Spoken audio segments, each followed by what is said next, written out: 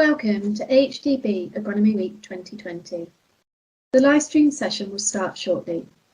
Before we begin, we wanted to remind you of a few points of housekeeping. You're all on mute, so don't worry, we can't hear you. The session is scheduled to last between 1 and 1.5 hours, including questions.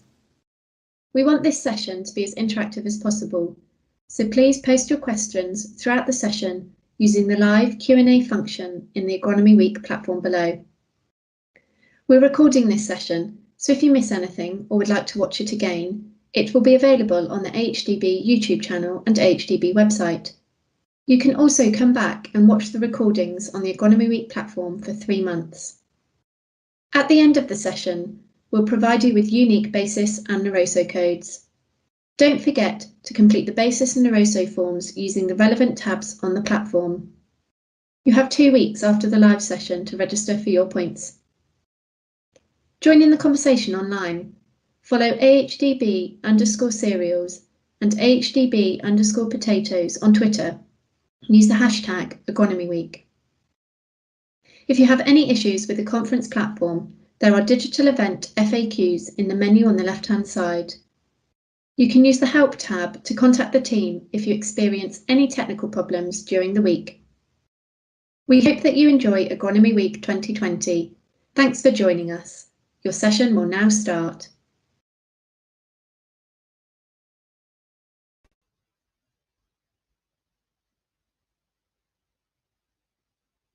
Good afternoon. Welcome to the presentation on increasing tuber uptake of maleic hydrazide. Our speaker today is Adrian Bridden, a senior scientist with Sutton Bridge Crop Storage Research. Adrian is a food technologist who has been tackling sprout suppression for 20 years. You could fairly say that he works undercover. But for the last 4 years, he's been studying the effects of maleic hydrazide, so now has to pay close attention to what happens in the field as well as in the store. Any researcher looks carefully at previous studies and spends considerable time discovering what's already known in order to build on firm foundations. In this case, Adrian has had to go as far back as a paper written in 1959 because of the very limited research on MH over the long period when we could rely on CIPC. For many years, AHDB promoted the use of MH primarily as a means to reduce volunteers. Times change, and Adrian will now explain the evidence behind getting the most out of this chemical today.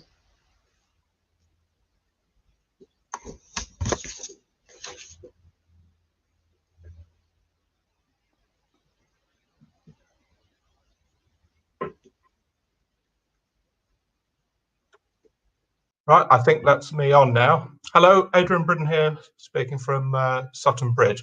I'm going to be talking about maleic hydrazide. Right, the reason we're so interested in maleic hydrazide, of course, is because of the loss of CIPC, the withdrawal of approvals for CIPC this last season. So we'll come back onto the work that we've been doing to look at the alternatives. But first of all, just a bit of background to maleic hydrazide. Right, so first of all, right, it is unusual. It is applied to the canopy of the growing plant.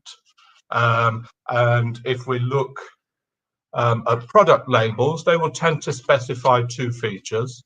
So there'll be a timing effect. So it might say something like apply between 5 weeks before and 3 weeks before burn off.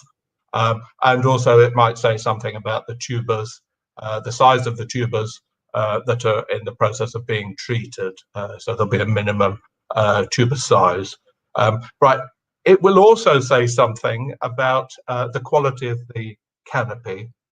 So because it's being applied to the foliage and because we need it to get to the tubers, so translocation is involved, we need the plant to be effective. So it needs to be working. And that makes the whole thing a lot more complicated. And so if we look at the history of maleic hydrazide, right, it's another one of these very old compounds that was first identified in 1949. It became fairly widely established in the USA in the 70s, and that was primarily on processing crops. And in the UK, there was limited UK clearance in 1984, full approval in 1985. There was an MRL at 50, and that was later increased to 60 milligrams per kilogram or 60 ppm. Right, you will know that it was recently reviewed. You will have seen, I'm sure, 18 months to 2 years ago, a lot of information in the press about feeding restrictions on product labels. Right, let's be clear. That was part of the review process, but in particular, that was that feeding restriction was as a result of a data gap, not a data problem. And in fact, maleic hydrazide has a good overall profile. Right. In my view, it's been really difficult to tell how good maleic hydrazide is, and that's pretty much because it's been up against CIPC. So CIPC has been cheap and until recently sort of plentiful in supply. So it was always easy to apply another dose. That obviously is no longer the case. So now I think we're beginning to see, and I hope that the data will show you how good maleic hydrazide can be. And I hope at the end of this presentation that you'll, if you're a user of maleic hydrazide, you'll want to have a look at the way you're using it, just to make sure that you're getting as much out of it as possible. Right. With regard to the mode of action of maleic hydrazide, being like CIPC being one of those old compounds, it is actually poorly understood. We do know that the maleic hydrazide has to be free within the cell, so it has to be available for sprout control, and that it, like CIPC, it prevents meiotic cell division. Right, if we look at the CRD website, these are currently the products that we have formulated. So effectively here there are two formulations. So there is the granule and the concentrated liquid. All of the products are registered for potato and for onion, and there are minor uses for other crops. Right, all of the products deliver a similar amount. It's about 3 kilograms of maleic hydrazide per hectare, so a similar amount of active substance. Just coincidentally, I'm always interested in any compound that's applied to potatoes in store, and pelargonic acid is one of those. So often maleic hydrazide is formulated with pelargonic acid as a herbicide. We know that as a compound that's been tested for burning off potato canopies. But in the US, pelargonic acid has also been used as a sprout suppressant. Right, so what do we use maleic hydrazide for? Right, well, the first two of these, to my mind, are the same. So sprout control in store and sprout control in field, so volunteer control, these are the same effect.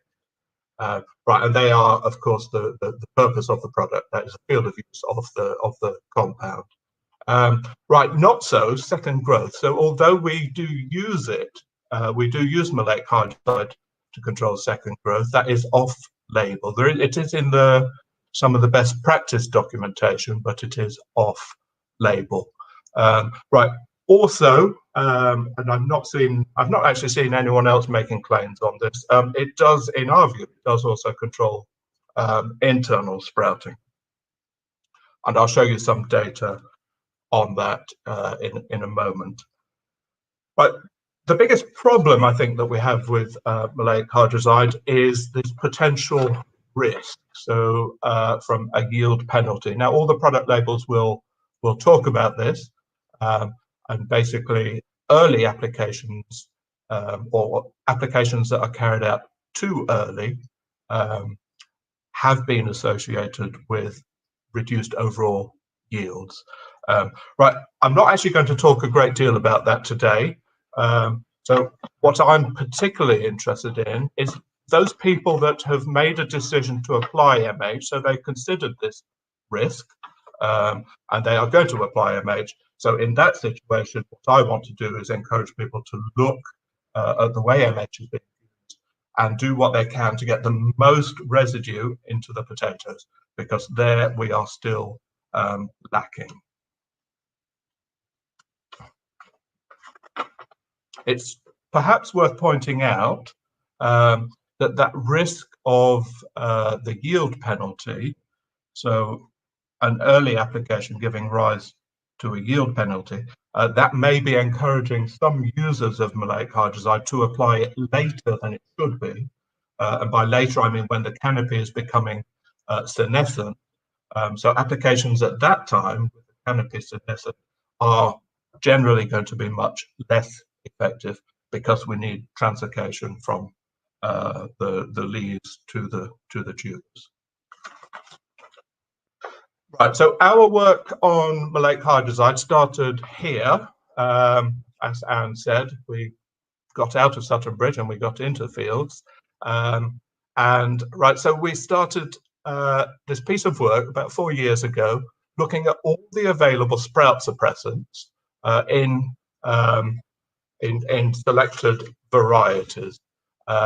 Right, so what we had to do, because maleic hydrazide is applied in the field, was go out into the fields and put these covers on.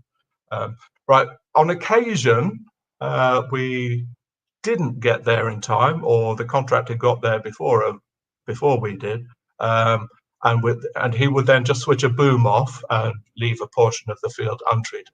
So we did that on occasion. But usually what we saw was we would still pick up a residue of maleic hydrazide in the untreated. So where that has happened, we will point it out. And usually the untreated crop is one that has been plastic covered. Right, in our trials, so the maleic hydrazide is applied in the field. We then follow that up for each of the varieties shown here with treatments in the store. And then, as I say, they're all the products that are registered. We have used CIPC in the past, but currently we're using ethylene, spearmint oil, DMN, and Smart Block also. And later in the year, we'll put some data up on that. DMN, of course, is the one we're hoping to get approval for in the not too distant future. Right, if we then look at the results, so this is now mean length of the longest sprout of each potato. We look at 4 times 25 tubers, and this is after 30 weeks storage at 9 degrees C. And what we see is quite clearly quite a major effect of maleic hydrazide. So the orange bars are all reasonably lower than the blue bars, but the error bars, which covers the 5 varieties, are very much overlapping. Right, so what I do then is just go back. Now what I've done is the same data set, but now I've split it down. So we're still 30 weeks of storage later, but now we've got on the top plot, we've got Innovator, and this has an overall average of 22.3 parts per million maleic hydrazide. And the bottom plot, that is for the variety Royal, that was much less successful, with an average of 5.1 parts per million. Right, and you can see quite clearly that there is a very significant difference in the success of sprout control with these two populations. So with Innovator, good separation, and a reasonably dramatic effect on sprout control. Okay, so that's, yeah, so maleic hydrazide is effectively reducing sprout growth, or in the case of the other treatment, ethylene, RSM, which is spearmintol, and DMN, it is effectively predisposing those crops to better control by those store-applied sprout suppressants.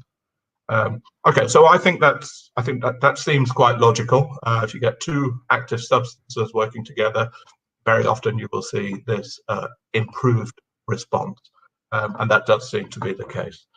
Right. What I'd like to draw your attention to, though, is that first table, actually, the one on the left. Right, these are standard commercial crops. We haven't.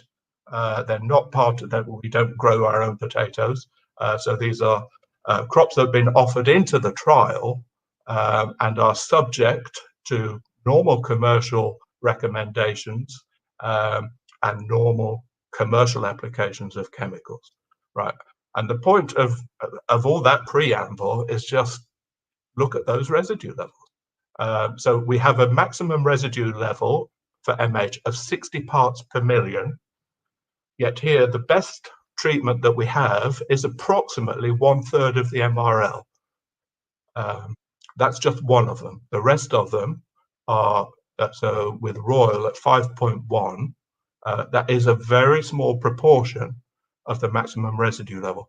And that tells me that we can actually get much more efficacy from MH. So we're doing an application, but we're not succeeding at getting it into potato. Okay, so that is why we need to get better at applying MH. Right, so what happens after that? Okay, if you go through the literature, what you'll see is that there are quite a few reports of maleic hydrazide becoming bound, usually to cell wall components. So what they do is they would carry out an extraction of maleic hydrazide, and then they would try something a slightly stronger extractant, so they might acidify it, and that would yield a little more maleic hydrazide. So in previous work, what they have shown is that maleic hydrazide residue levels fall in storage, and as a consequence, there would perhaps be a reduction in efficacy. Right? We have not seen that. Our data does not indicate that. So our data actually shows residue levels to be remarkably static in most cases. So innovator here, and this is the 1920 data, so this is samples taken at intake 3 months, 6 months, and 9 months approximately. So here in innovator, we actually have quite a strong movement in residue levels. And we have seen that before in 1 or 2 crops. But usually residue levels are quite consistent throughout storage. Right, if we then look at the same experiment, so after 9 months, we cut potatoes and we look for internal sprouting. And what we see here, so we've got our 5 varieties and our various treatments, plus or minus MH. Innovator, for those of you familiar with potato storage, Innovator is a variety particularly susceptible to internal sprouting. So very often with that variety, an additional treatment of some form would be made in order to control internal sprouting. But what the data shows us here is actually that long-lived residue of maleic hydrazide, giving us some control of internal sprouting. So with all of the products, we do, or most of the products, we see some internal sprouting in the absence of maleic hydrazide, but with the addition of maleic hydrazide, that is largely brought under control.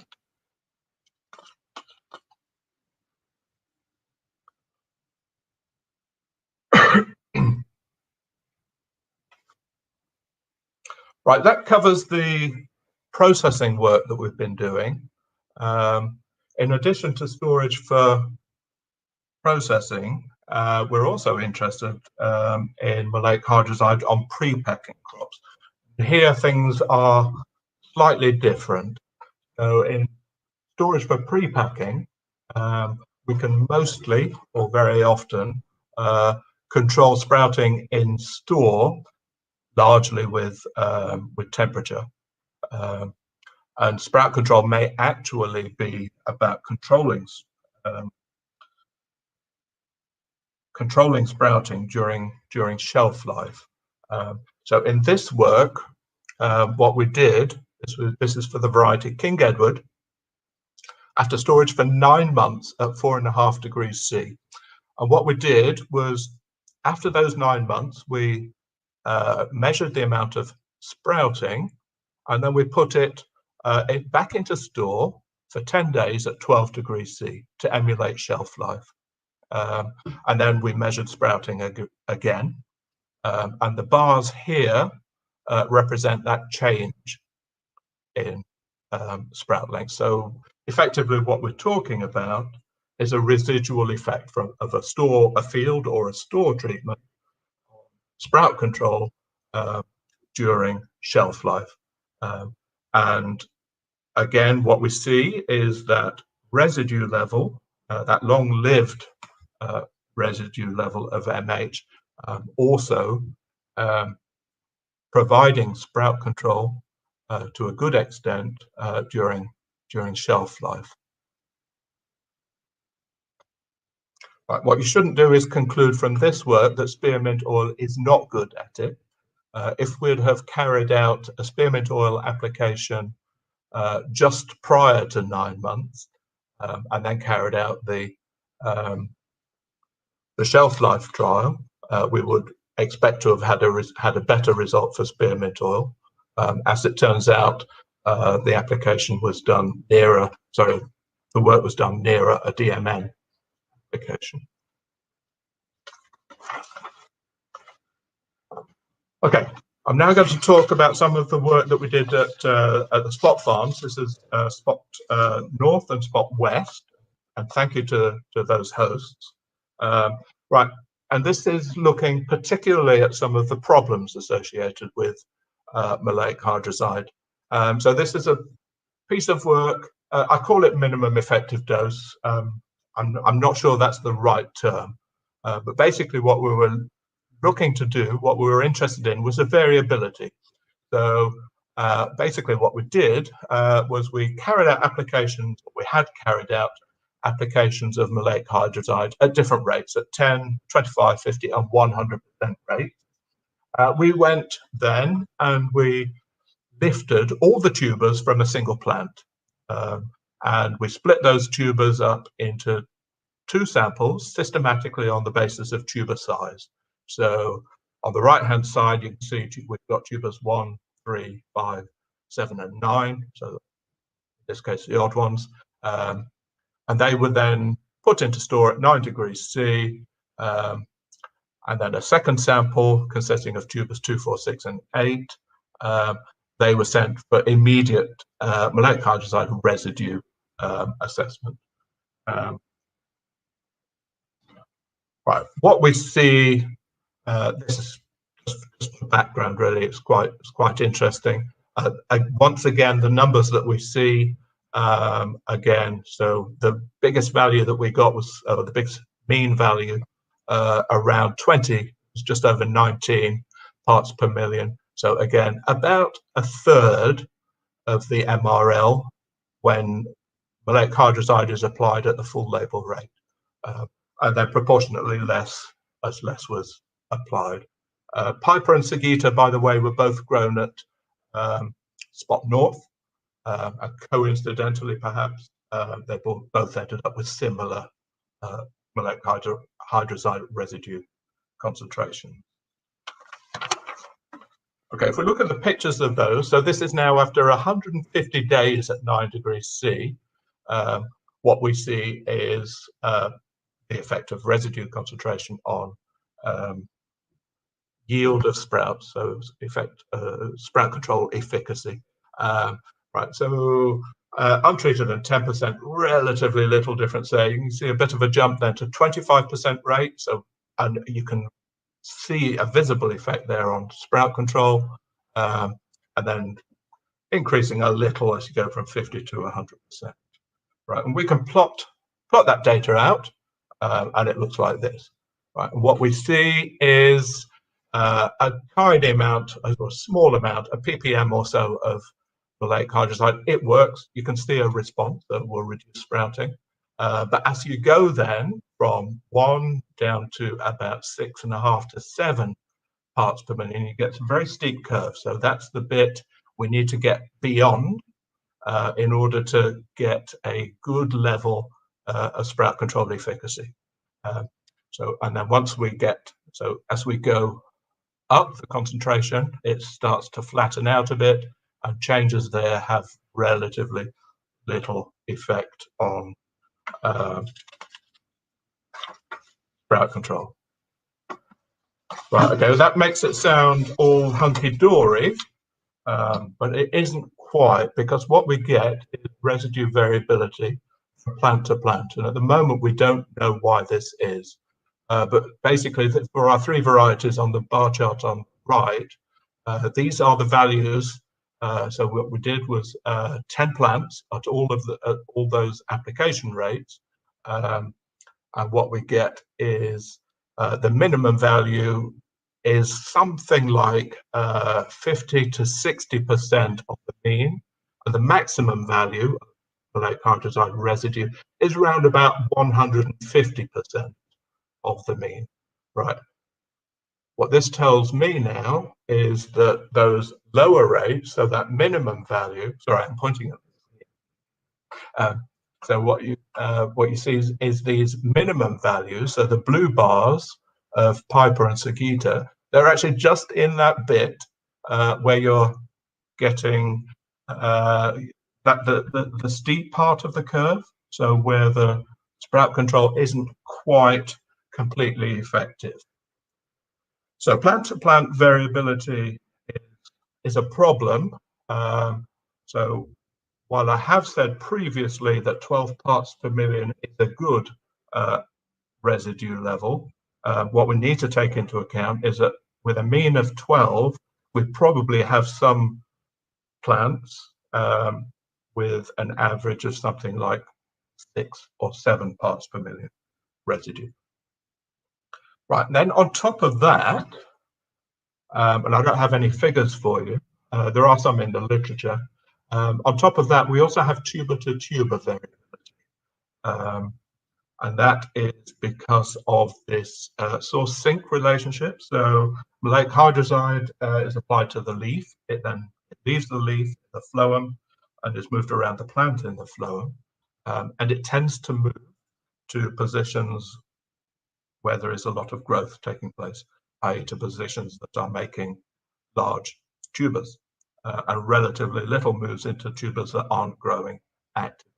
So they tend to end up with smaller residues of maleic hydrazide and therefore reduced efficacy. And we can see this effect in store. So if you're storing potatoes, you will see an effect of the smaller potatoes sprouting first.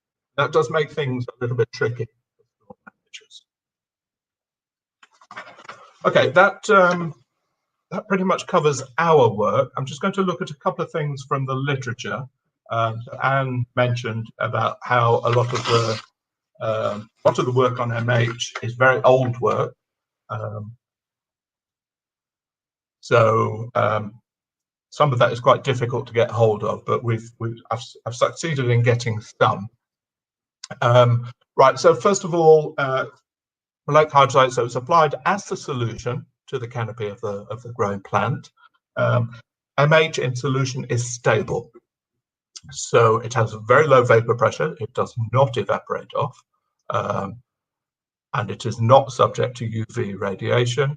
So it is, if you get it onto a leaf or you get it onto a sheet of glass in a field, it will pretty much stay there until it is washed off by rain. So Once it is applied to the leaf, there is a transport mechanism. So after absorption, it is transported in the phloem, but it is then subject to a sink effect and also to a proximity effect. So leaves closest to the leaf being treated tend to pick up a larger residue of maleic hydrazide. And as I mentioned, larger tubers tend to pick up a larger MH residue. Right, and the factors controlling absorption, and then quite a bit of the work is done with, was done with tomato plants. And then, so tomato plants effectively were used as a model for potatoes. So there was testing carried out afterwards to make sure that the principles were the same and correct. But tomato plants are not quite as quick to absorb as potato, but were otherwise found to follow a similar pattern. Right, turgidity was found to be, or plant turgidity was found to be an important aspect. So any loss in water activity reduced absorption, and this was without wilting ever becoming obvious. Once wilting was obvious, then the plants would effectively not be absorbing maleic hydrazide. Temperature was moderately effective at controlling absorption. So at 10 degrees, the rate of absorption was 60% that at 32 degrees C, and light was not significant. There's no effect of light on absorption of MH by leaves. One factor that was very significant, and these researchers concluded that it was the one factor that needed to be effectively taken care of, and that was humidity. So at high humidity, you get complete absorption, and as humidity drops away, so does the absorption rate, but rapidly.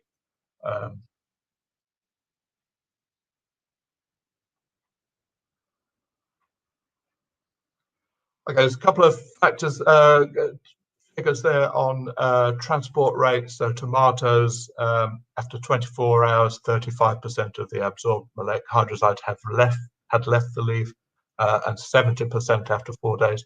I'm not sure how important these figures are for us with potatoes. I am aware that there is a lot of interest in getting values for MH residue for crops that are going into store, and I would suggest the best time to make that, to get those samples, is effectively burn off. So there is work, there is published work, Mackenzie in 1989 from Glasgow University, who showed stable tuber residues from 1 week after application onwards. But that observation was questioned. So I would suggest, if you are doing maleic hydrazide residue testing and want to use that as an indication of how things are going to proceed in store, or indeed make decisions on what you're going to store or where you're going to store it, then I suggest burn off be the best time to do that. Right, finally, I just thought it'd be interesting just to show you some of the residues that are published out in the public domain. So we've got Diaz and Duncan in 99 showing whole tubers in the range 11 to 14 parts per million, a little higher in the earlier Mackenzie work. But most important to me was the comment, and this is the comment from the review of MH that was carried out for us a few years ago now. This comment that no sample exceeded even 50% of the MRL value in 10 years of data submitted to the pesticide residue. So this is a statutory random testing of potatoes that is carried out for statutory purposes.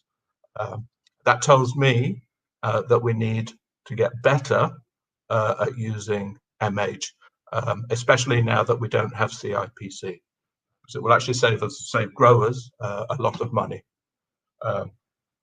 So with regard to getting more maleic hydrazide into potatoes, as always, start with the label. So read the label, get familiar with the label. So maleic hydrazide can be really effective, but we've got to get it into the potatoes. Very often now we are not getting sufficient into the potatoes, or we could easily get more into potatoes. So with respect to that, so check the weather forecast, avoid stress crops. A crop needs to be working, so it needs to be moving material through the phloem into the tubers. That's how we get MH into the potatoes. Avoid high temperatures. All the labels will tell you what temperature not to apply at. Apply in the evening, maximize water volume, and don't tank mix. These are all around that humidity observation. So think, when you're applying MH, think humidity. What you don't want to do is to apply in the heat of the day when the water is going to evaporate quickly, and just leave MH sat on the leaf. Once it's dried out, it is not easily absorbed. And that completes my presentation. Adrian, you've explained this topic with admirable clarity, and perhaps because of that, we've got some really pertinent questions.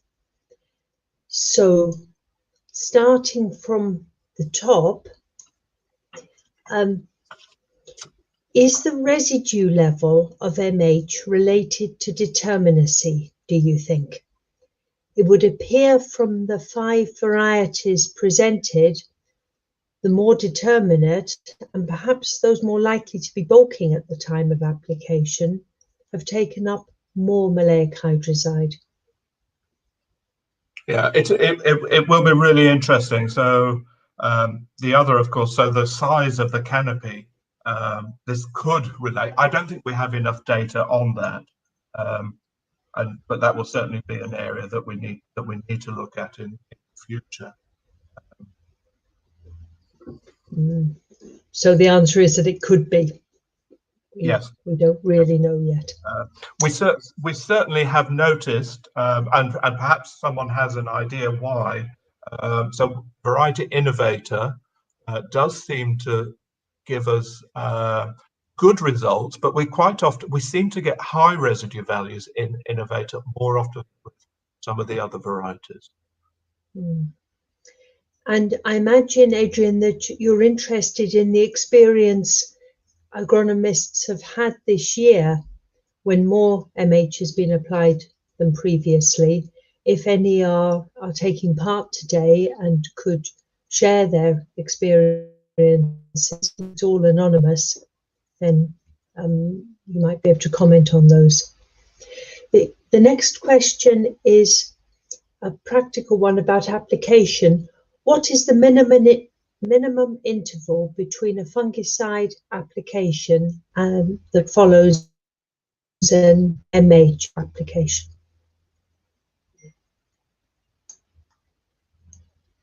I'm not well. I don't think I'm not aware that there is one. What, in order to? Well, so do you mean a statutory? Be applied separately. It's recommended on the label that they be applied separately. Yes. Perhaps you could explain the reason behind that, and whether perhaps a few hours afterwards of a fungicide would be acceptable.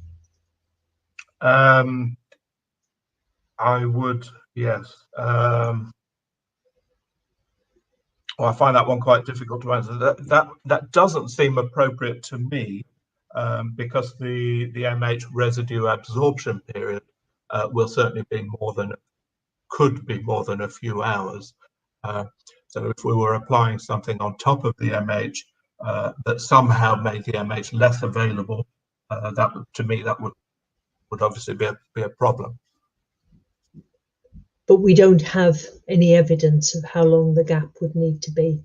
No, we don't. Isn't the main reason for saying that a separate application should be used not a problem of interaction, but just because fungicides tend to be applied at a lower water volume than is recommended for the MH? Yes, that's correct. Okay. Right. Now, another one on application. What are your thoughts on evening spraying? Will or could the evening dew wash off the MH? I think by its nature, the dew won't wash off the MH. And I think the concept, I mean, that is something that we have tried, and certainly that is what some will recommend. I think by its nature, raising the humidity, so applying late in the day when humidity is increasing, would certainly be expected to extend the drying time of the application. So from that respect, I would expect it to be a better application efficiency to be improved, though we don't have data to prove that. Thanks. Now, here's a trickier one. Have you tested sequences of MH applications using different MH products? Yes, we have not. It is a tricky one, isn't it? Remember CIPC. We at the moment I don't. It doesn't strike me as being a particular risk when we're not building. In many cases, we're not building that much residue into potatoes. So carrying out sequences of applications doesn't seem a risk. Obviously, if we got very good at applying MH and each application was giving something like 30 parts per million of residue, then that would increase the risk. I guess it depends on how you are doing it, and legally, I guess it is permitted. Though, yeah, CRD, when it became apparent that that's how greater concentrations of CIPC was being applied, CRD prevented that from happening by putting something about total dose of CIPC product label. Thanks for that full reply. It does show the dangers of trying to game the system. Now, what about levels of nutrition? Do you think, for example, more sulfur might help or hinder translocation of MH within the plant? I'm sorry. That's well beyond my scope. So what's most important is that it is a plant that is not senesced. So it's getting the timing right. If it is a plant that may be short of nutrient and is therefore senescing early, then the MH has got to be applied earlier. We can't anticipate doing work on this nutrient and that to see if it has an influence. What about whether any work is being done on which nozzles should be used? Would air assist nozzles help to reach the undersurface of the leaf? Yeah, I'm afraid I'm not. I can't deal with that one very well either. So the growers that I've dealt with in the work we've been doing on MH, in discussing it, they've been able to tell me that they were good at applying MH, and they knew why they were good at applying MH, and our data certainly sort of confirms that they're always at the top end of the residue scale. But exactly why that is, I'm not sure. Yeah, so we just don't know one way or the other if there was application on the undersurfaces as well as on top. It might improve uptake, but then very few people have access to air-assisted nozzles? Or certainly air sprayers. Right, another one on practical application. Have you any comment on adjuvants which might help uptake? I think at the moment the approval holders are suggesting no adjuvant should be used. That seems to be the case of on product labels. In the literature, there is talk of humectants, and I don't know if in commercial crop spraying there are such things as humectants being used. In the food industry, there is. So if you want something to remain moist, you use a humectant, so something like a sugar alcohol, so something that will effectively slow the evaporation of water. Such things were being recommended in the literature, and again to maintain a high humidity for longer. But whether those are used in commercial crop spraying, I don't know. But that's one for us to consider when planning future work. And Yes. on a similar vein, do you have any evidence that suggests if you mix MH with a potato blight product, there's any change in performance? Results from Belgium suggest that mixes with Ramman Top showed improved performance over a range of varieties. Okay, no, I don't have any evidence to support that. I know there is nervousness amongst the approval holders about mixing. They will advise on it, and I guess they should be consulted in that process. Now, a comment here that tank mixing Ramman Top appears to improve MH uptake in practice. So this is presumably somebody who has tried it in spite of the advice on the label to the contrary. I won't ask you to comment on that. There are some other questions though. If we get access to DMN, could we cope in the future without MH? And the background is that we're always losing AIs, and so nothing is safe, especially when it's elderly. Yes, so the DMN label is written to allow, or the proposed UK label will allow 120 mils per tonne to be applied of DMN. And that is sufficient to control sprouting in all UK potato storage scenarios. I would suggest that if you can use MH, it will give you some insurance against internal sprouting, and it will save costs.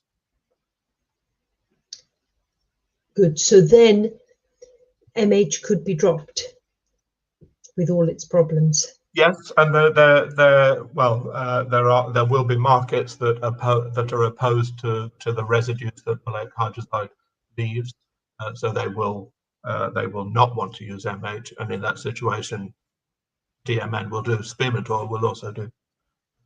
Right. Now, to the labels, they say you need 24 hours before irrigation after application of MH. Do you have a view on this? Sorry, I missed that question. The labels say that you need 24 hours following application prior to rain or an irrigation. And the questioner asks for your views. You will certainly get absorption beyond 24 hours. So if that is possible, then that is you will get a better result. So some Maleic hydrazide will persist beyond 24 hours, but as a minimum, yes, I think that's perfectly good. Now, there are some questions about mancozeb. It says avoid using a fungicide containing mancozeb with or before an application of MH, because it can form a layer on the leaf which can significantly restrict MH uptake. And always go first with MH and ideally leave 24 hours before a mancozeb containing product. And then allied to that comment, there's a question: will the loss of mancozeb from blight programs in future and the subsequent reduction of fungicide residues on the leaf improve MH uptake going forward?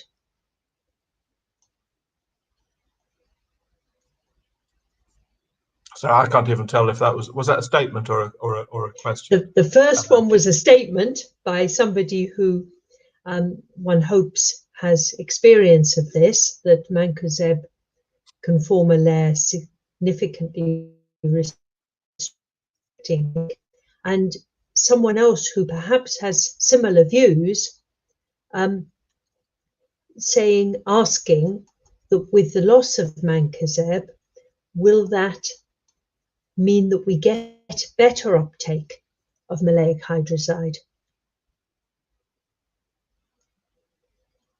Okay, I think we should be talking to the approval holders if we're talking about carrying out sequences of treatments of maleic hydrazide with anything, or mixing with oils to try and extend the efficacy or transport of maleic hydrazide.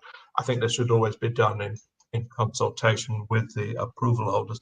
They will have a list of products that they're comfortable mixing with or having sequences with, but there'll certainly also be treatments that they're uncomfortable, and certainly some of the oils, I know one of the approval holders did not want their product to be used with certain oils because of problems of the oil making the droplets unavailable then to the leaf, unavailable absorption into the leaf.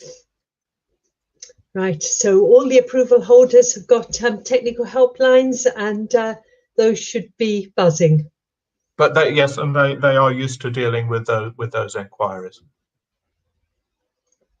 Good.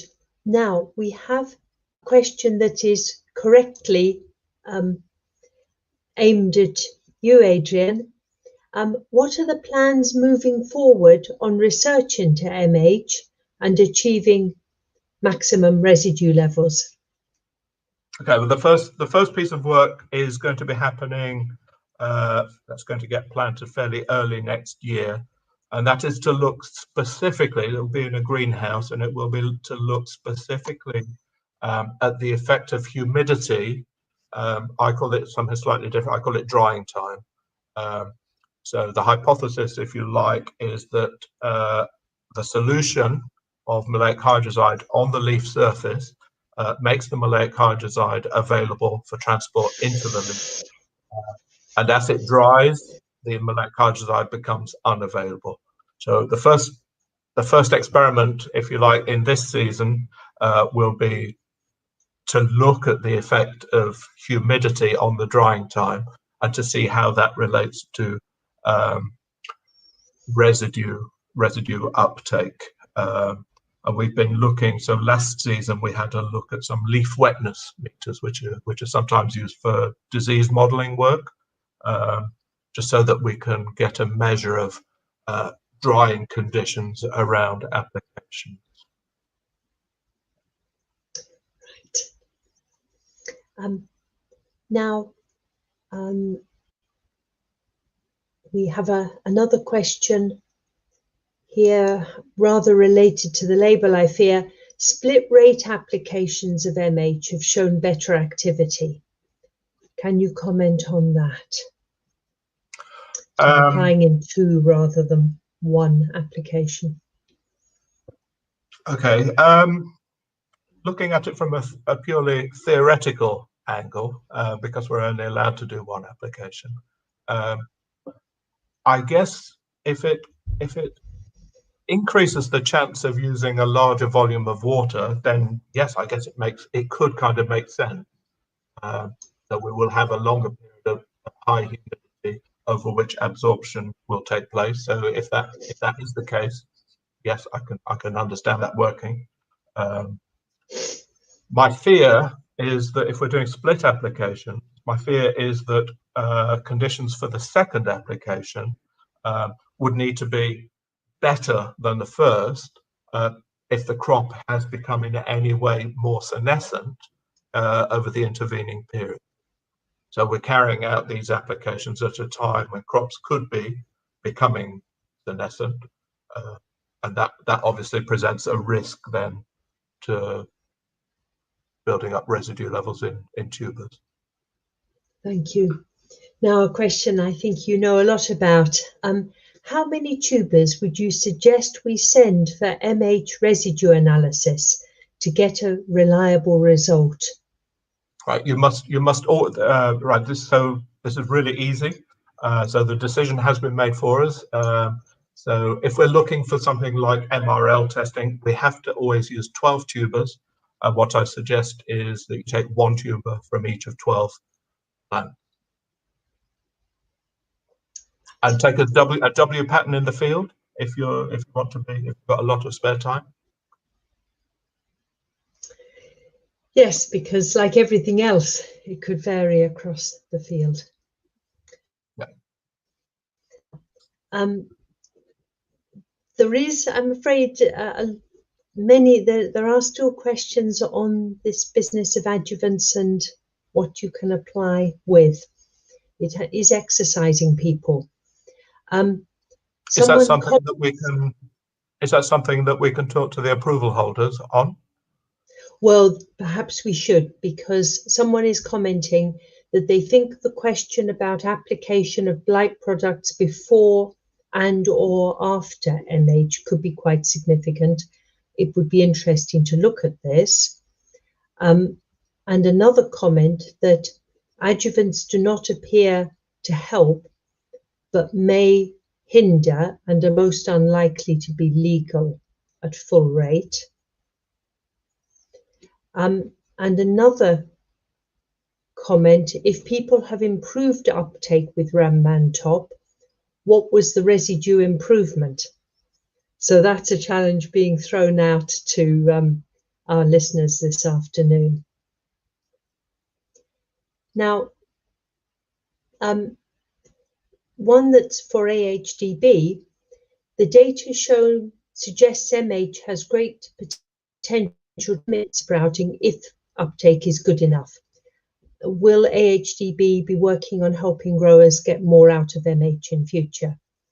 And Adrian, you did mention the work over the winter under controlled conditions, looking at the importance of humidity and other factors, but we are also thinking about trials in the field next year.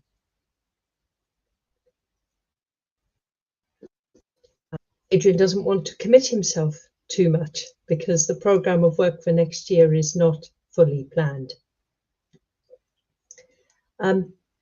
Now, perhaps a good final question.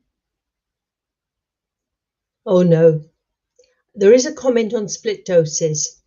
If a split dose was used, then a residue test would be needed before selling the crop, according to a comment about a similar question to CRD some years back.